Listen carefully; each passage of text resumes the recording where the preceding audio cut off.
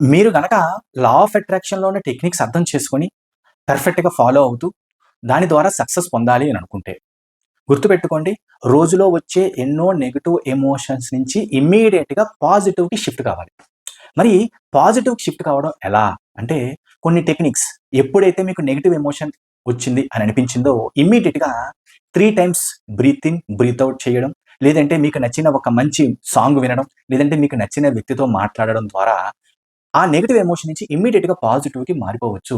అలాగే ఎలా మారాలి అన్న విషయం గురించి డీటెయిల్డ్ వీడియో అనేది మన ఛానెల్‌లో ఈరోజు పోస్ట్ చేయడం జరుగుతుంది. దాన్ని ఫాలో అవ్వండి.